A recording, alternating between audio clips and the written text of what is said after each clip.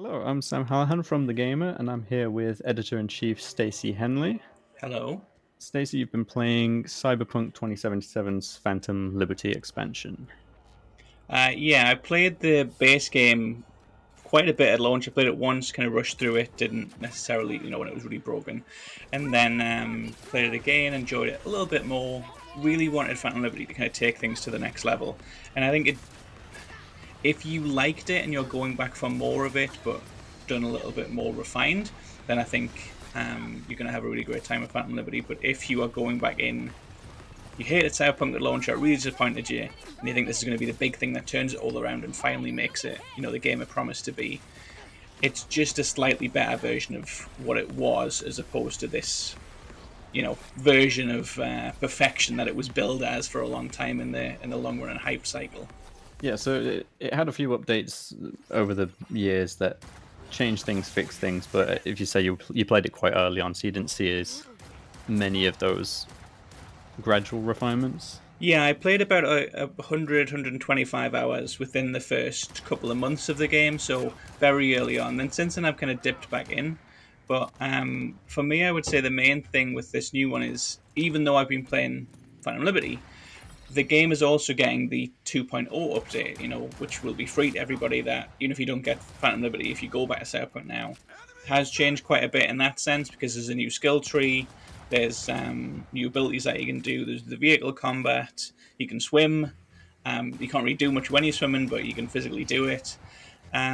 So yeah, there's definitely it feels like a different game if you haven't played it since launch, but I think it's still kind of held back by the fact that it's not as bustling a world as it could have been.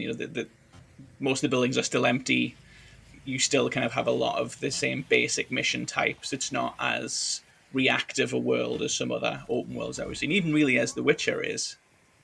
Yeah, yeah, I completely forgot you couldn't even swim in the game originally. No, there was skill points that let you swim, but you couldn't actually swim. And now the skill points have been taken away, but you can swim again. So it's kind Right. of fixed itself eventually.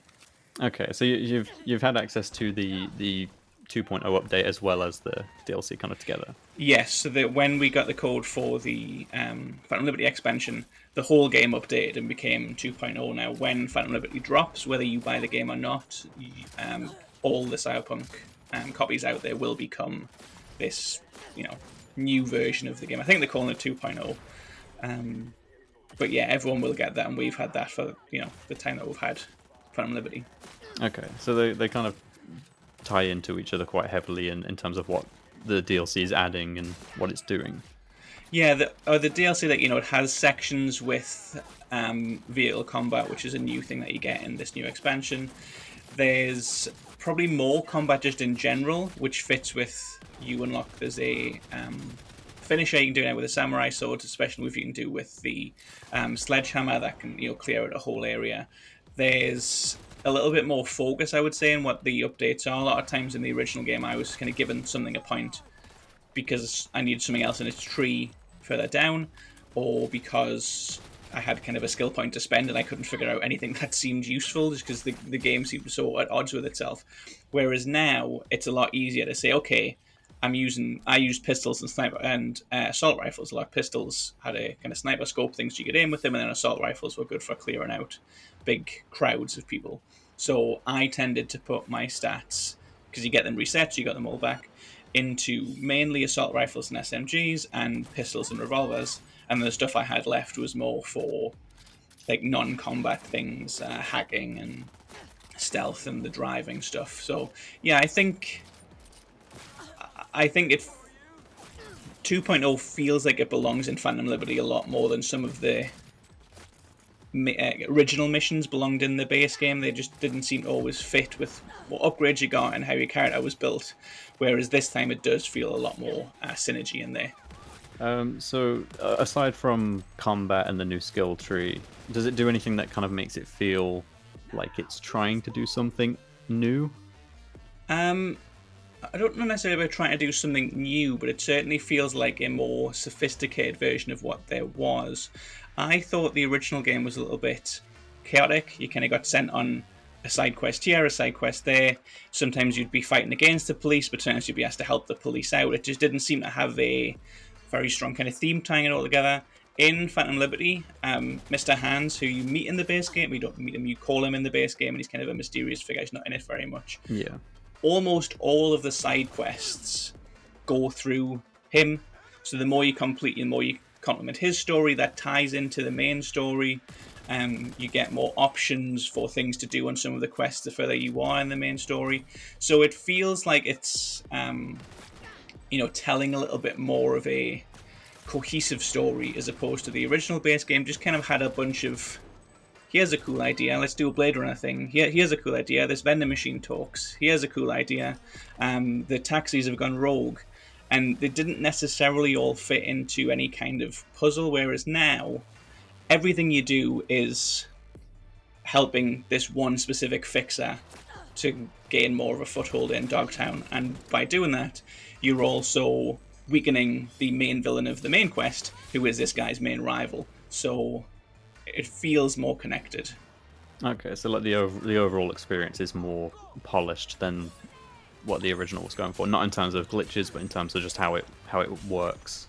Yeah, it feels like the extra content, the side content, the optional missions, they complement what you're trying to do in the main game a lot more, as opposed to just being things you would do when you wanted to break from the story, or things you would kind of stumble on and discover for yourself. It does feel a little bit less organic that way, because most of the things you get specifically get a phone call, you've done this main mission, you've now unlocked 3 more side quests. So it's a little bit more regimented and scheduled, I suppose. I didn't have any moment in this where I just kind of wandered to a certain part of town and a thing was happening and I ended up starting a quest, which did happen in the base game. But at the same time, I think it tells a better story, even if it loses a little bit of that freedom. And the area you get is not that big. It's just like a district about the size of Pacifica, so it's a normal sized expansion. It's not a whole new map. You don't go to a whole new city. Right. So I think it suits being more contained. So it kind of ties itself into the map that's already there. Yeah, so there's a like a gate that you drive through. It's hidden in the middle of the map, and originally it was just kind of dead space, which is kind of old buildings. You drive through that gate, and then you have a city-sized district. And then to get there, you can fast travel in and out of it, but you can't go out in one smooth motion. You kind of, I've seen this before in a lot of games where they'll put you like in an airlock, and then you'll have to be like decompressed or whatever. But really, what they're doing is loading out one area and loading in the new area. So there's a little bit of trickery in that. I can kind of slow it down, but the fact you can fast travel around away from it, it just feels like another part of the city. Yeah. Is all of the DLC kind of contained in that one new map, or does it leave and go into the rest of the map as well? A couple of the side quests will leave and go out. There's a couple of things where they'll give you've got to steal a car and take it to one of the garages. You'll have to take it to a garage that's not in Dogtown. A couple of times you end up going back to your apartment for the side missions, I think. The main quest, I believe, is all kind of contained, but there's also quite a few times in the main quest where it'll say, wait 2 days for somebody to contact you. So it gives you the freedom to either explore Dogtown, or if you do like a new playthrough rather than waiting until you beat the base game, if you want to start a new game, or if you didn't finish it the first time, or if you're just buying it fresh for the first time now, you can just treat Dogtown like any other area. You can do some quests there, then go away and do some quests in other parts of the city, and then come back. Okay, so you can kind of go there whenever. It's just there if you have the DLC, but the quest won't start until a certain point. Yeah, I think obviously when I did it, I was playing just until which when you complete the base game, it takes you back to just before the last mission, and Right. then you get it. So I was playing at that point, so I've done really all of the quests. There's a couple of quests that predictably bugged when I played the base game way back when. I hadn't finished those. But yeah, I believe you can pick it up at any time. I know there's obviously the prologue, and it might have to be after all the stuff with Jackie goes down. You have the relic in your net. You have the Johnny Silverhand ghost. That's the reason why you end up helping this person at the very start of it. So you need at least to have done up to that point where you get Johnny. But after that, you're kind of free to start it whenever. But there are choices that you can make in the Phantom Liberty expansion, which will offer a new ending to the overall base game endgame process. So it does affect the main game in a more telling way than some of some other DLCs. Kind of an extra thing that you do, and you can play it whenever, but it's supposed to be kind of done at the end. This one, because of the way the new game, not the new game plus, but the way that the save game, after you've defeated the game, you come back and you end in that save state, where it's just before the final mission begins. The game knows that you haven't actually finished it by the time you do Phantom Liberty, so it gives you an option to have another ending. Okay, so it does kind of tie itself to be a bit more important than just an addition, a little side thing. Yeah, I think that its greatest strength is that it feels fully like it is part of Cyberpunk 2077 and not an expansion that you've bought for the game. Like, I mean, we're nearly 3 years after the game came out now, so it could have felt like a superfluous add-on, but it doesn't really. It does tie, and that's definitely the best thing about it. And then the story itself, like the base game had a lot of different characters that you would spend a lot of time talking with and getting to know and have a lot of choices, even just branching off then from the main story. Does the DLC add in a lot of characters that you can kind of talk to, and then do they have like depth? They definitely get their money's worth out of Idris Elba. He is in it quite early, and he's in from most of the game kind of by your side. He's, I suppose, like Johnny in the fact that he's kind of there as a sidekick, although he's a real person as opposed to the hologram that Johnny is. I think because it's all, like I said, with Mr. Hands told in this very cohesive way, there are certainly fewer characters, even fewer characters than just pick any random district from the main game. There aren't as many. It's probably more comparable in terms of the characters to the romance quest. Think of the characters that you meet specifically when you're with Judy, or when you're with River, or when you're with Kerry, or Panam. It's that kind of closeness where you are staying with a very small cast of characters for a long time, and they're developing with you. So I think, as much as I do miss some of the more eccentric characters of the base game, the characters that you are with for most of it do have a lot of depth, are very well written, and I like spending a lot of time with them and getting to know them. However, the villainous side of things are just kind of generic army bad guys. I think that's a bit of a failing. Yeah, and then you mentioned Idris Elba obviously is one of the biggest kind of selling points of this. It was their first reveal trailer. It was him in that trailer, and in the same way that they had Keanu Reeves, it's a very heavy point of interest in terms of the DLC, and so we know he's a significant character. How does that performance come across? He's certainly more of a, the idea is he's a secret agent who you work with on this mission, so he's by nature a less animated character than Johnny Silverhand. He's a terrorist and a rock star. He's got a big personality, gets a lot of really cool lines, gets a wide range of emotion. Idris Elba, really, it's kind of like saying what it would be like if he was James Bond. I know a lot of people have wanted for a long time. He's got that kind of almost kind of buttoned up personality. You don't see him as emotional, but that's part of the character. There are definitely bits at the start when I first started playing it where I felt like just wasn't really getting an Idris Elba performance. That just kind of paid for a celebrity, and we've all heard Megan Fox in Mortal Kombat recently. And Idris is a better actor than Megan Fox in general, but it kind of felt a little bit like they'd bought the name. But as the story went a little bit further, it does trust Solomon Reed, Idris Elba's character, a lot to carry scenes. There's a lot of times when it is a little bit exposition heavy, but you are just having a conversation with Idris Elba, Solomon Reed, and I think in those moments when there's a little bit more to the script, you see more from Idris Elba. But a lot of the times he's just saying like classic video game things, and when he just has like the little lines and the barks and the commands when you buy his set, it doesn't feel as powerful as the Johnny Silverhands of it. I felt like Keanu Reeves probably had more fun doing this than Idris Elba did, and that comes across a little bit. Yeah. So in terms of you said the story is kind of tied into the main game. You can get a Yeah. different ending from that. Does the DLC feel like it's trying to add more for Cyberpunk or set something up for the series in the future, or does it kind of feel more confined? I think it feels quite confined. It's all built around the relic, the thing that you have in your neck. Basically, the catalyst for it is you get a phone call from somebody who says, "I."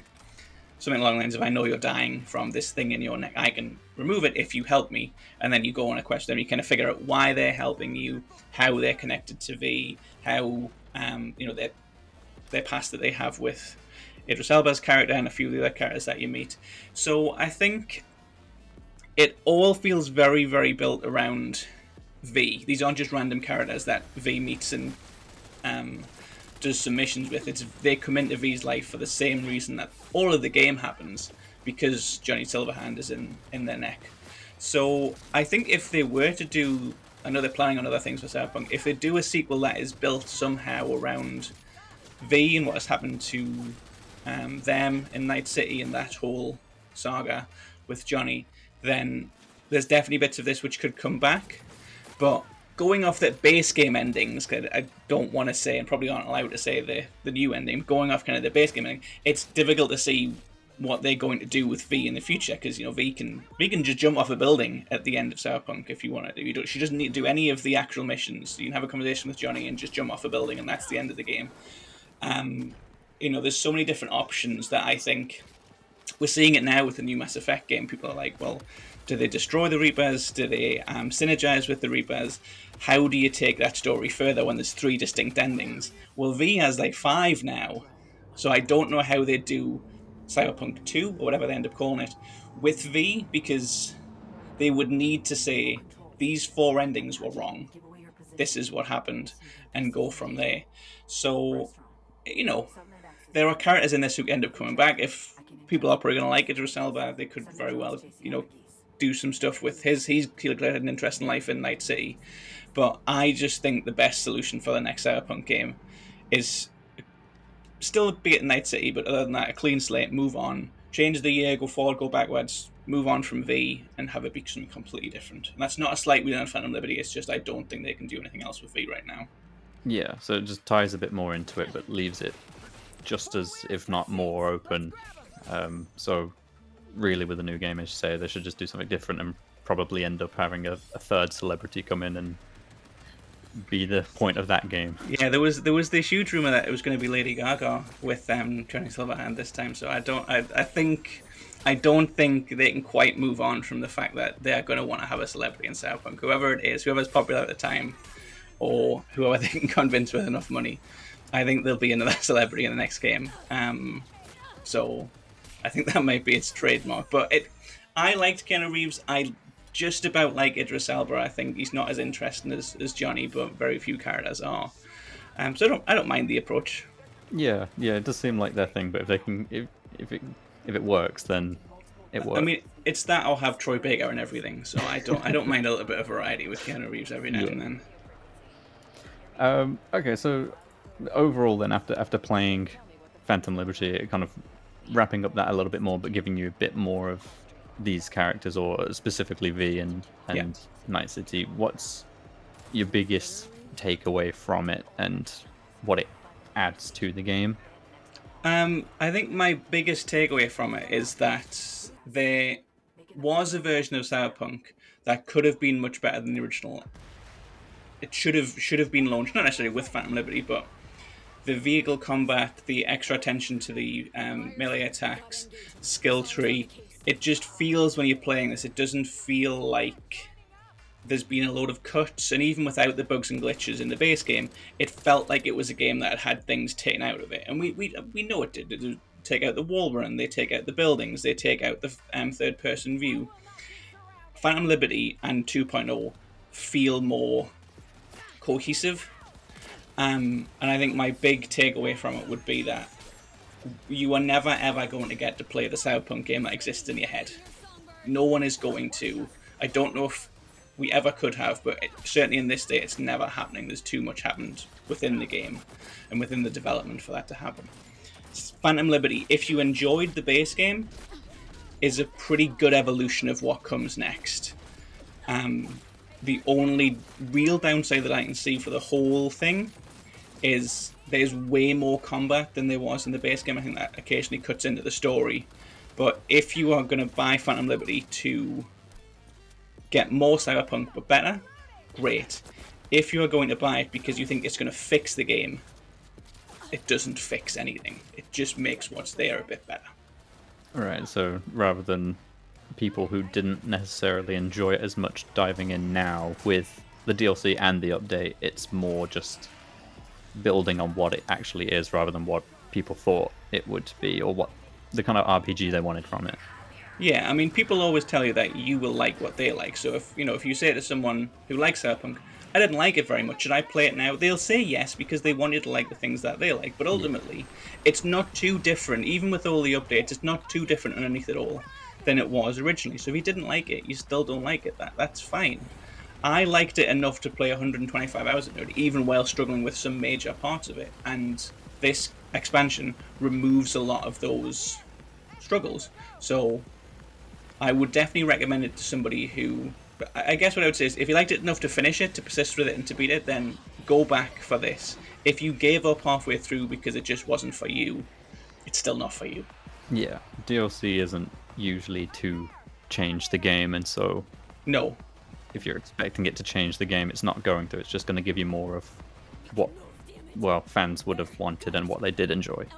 absolutely. I mean, there was more pressure on this one to try and change things, but ultimately, it just makes what's there a bit better. Yeah. Well, yeah, at the end of the day, then it does kind of what it wants to do and what it's meant to do. It just adds on to it. So you'd say it's a good DLC for the game. Yeah, taking everything in isolation away from the context of does it fix the game and Cyberpunk's launch date. Yeah. This adds a lot to the game that currently exists. It's enjoyable.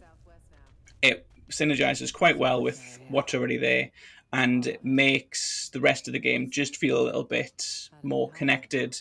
And adding in the 2.0, it also feels a little bit easier to build the character that you want to build. So I think it does its job very well.